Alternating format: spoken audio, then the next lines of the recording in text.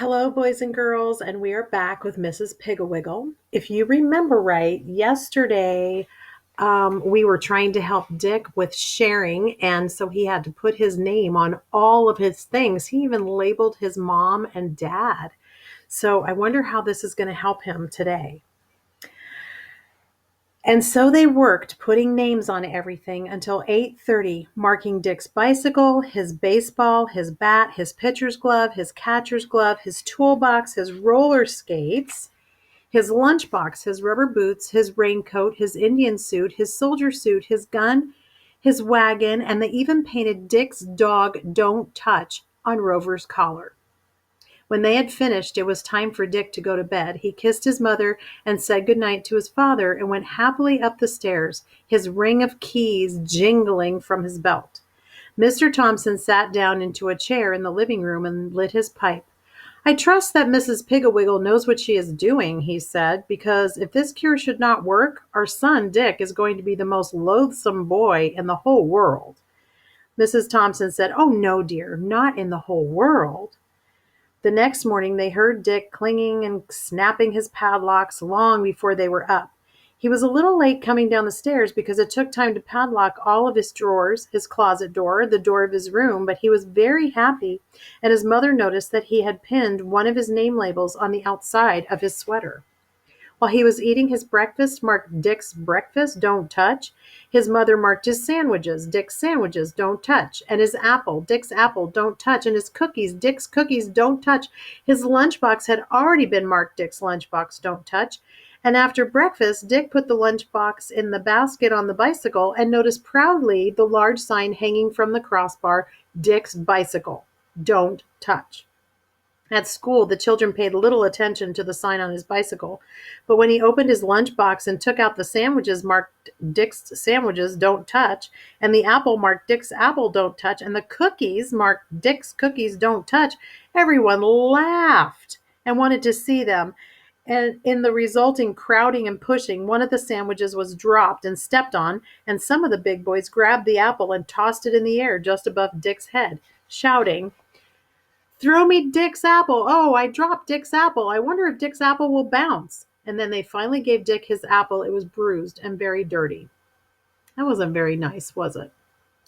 In arithmetic period that afternoon, Bobby Slater across the aisle asked Dick for his ruler, and when he saw the label Dick's ruler don't touch, he began to laugh and reached over and snatched the ruler off of Dick's desk and passed it to Kenny Hatch, who laughed, and passed it to the girl in front of him, and finally Miss Crabtree had to come down and get it.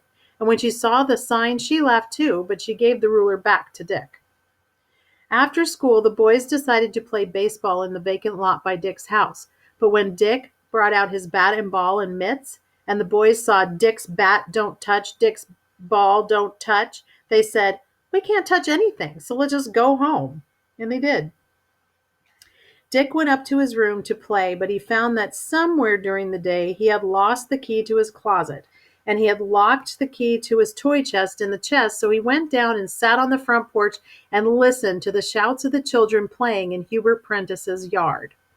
The next morning at school during recess, nobody would play with him, and the little girls followed him and laughed. And when they marched into school, the children pointed and laughed, and Miss Crabtree came down to see what the trouble was, and she almost laughed herself when she saw the sign someone had pinned on the back of Dick's sweater. It says, This is Dick. Don't touch.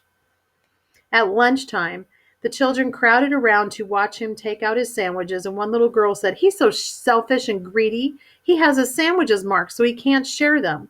And then the children danced around and chanted, Dick's sandwich, don't touch. Dick's apples, don't touch. Dick's lunchbox, don't touch. Finally, Dick took his lunchbox out and put it in the basket on his bicycle. But the children followed him, and seeing the big sign, Dick's bicycle, don't touch, they yelled and laughed and sang, Dick's don't touch, Dick's touch, don't touch, Dick's don't touch. After school, Dick hurried home, but he had lost his key to his room, so he went down to the basement to play with his toolbox. But every time he saw the white sign that says Dick's toolbox don't touch, he thought of school and the lunchbox, and he remembered how the children laughed and jeered, and he was ashamed. And at dinner, when his mother brought him his plate marked Dick's dinner don't touch, he said, Why do you have to mark my plate? I don't care which one I get. Mrs. Thompson looked significantly at Mr. Thompson and said, "All right, Dick, we won't mark your plate if you will share your dessert with Rover." Dick thought for a few minutes, and then he carefully broke his chocolate cake into 2 equal pieces and gave one to Rover, who gulped it down and looked grateful.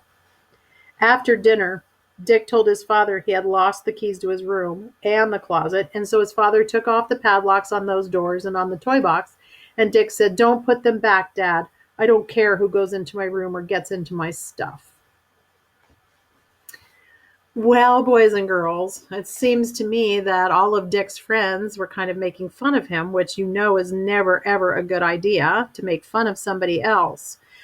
But I have a feeling that this might help Dick in making a decision on whether to mark his things or not, and maybe he will start to share.